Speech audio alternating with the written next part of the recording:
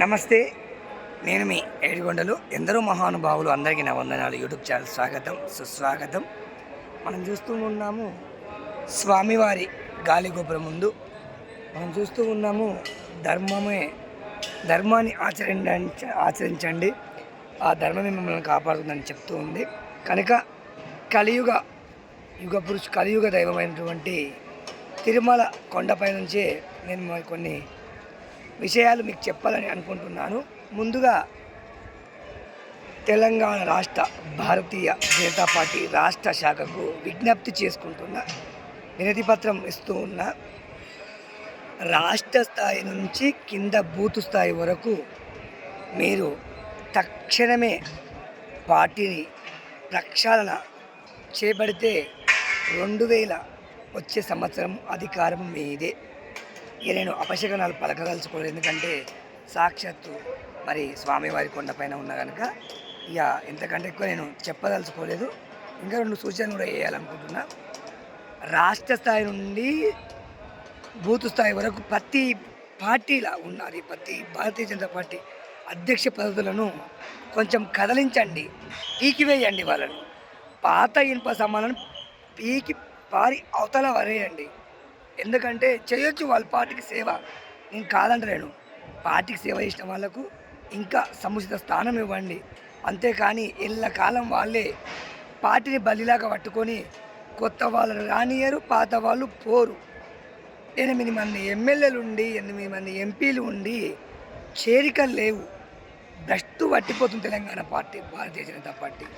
నేను భారతీయ జనతా పార్టీ వీరాభిమానిగా, శ్రేయోభిలాషిగా, మరి భారతీయ పార్టీ ఎదుగుదలను కోరుకునే వ్యక్తిగా నేను విజ్ఞప్తి చేసుకుంటున్నా.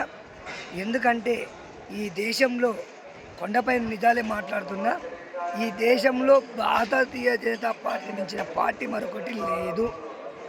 హిందుత్వాన్ని కాపాడాలంటే దీనికి ఒక్కదానికే సాధ్యమవుతుంది, మరెవరు సాధ్యం కాదు, ఎవరికి సాధ్యం కాదు. అది కూడా భారతీయ జనతా పార్టీ అత్యంత కడుగట్టే కార్యకర్తలకే సాధ్యమవుతుంది. ఇక కొంతమంది అనొచ్చు, మేము కాంగ్రెస్ పార్టీలో, బీఆర్ఎస్ పార్టీలో ఉన్నాం కదా, మేము కూడా హిందువులమే కదని.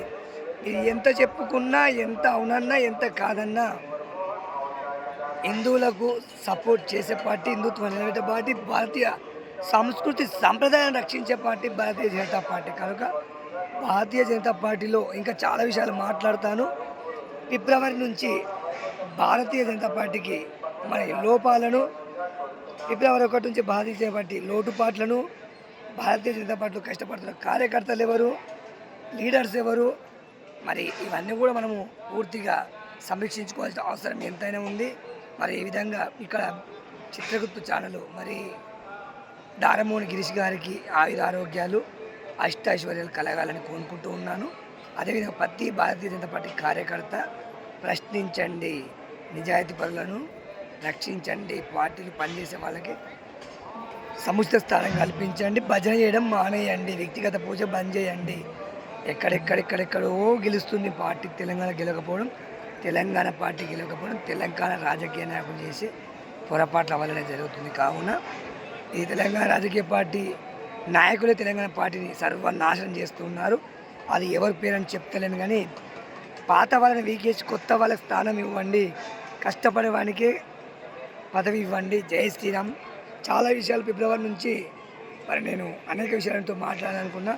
ఇంకొకటి, మన వీడియోలు చూసే ప్రతి వ్యక్తి, ప్రతి మిత్రుడు మీ అమూల్యమైన సలహాలు చూసి అందించండి. జై శ్రీరామ్. జై ఏడుగొండలవాడ వెంకటరమణ గోవింద గోవింద. పీకి పరేయండి పాత ఇనుప సమ్మాన్లను. జై శ్రీరామ్.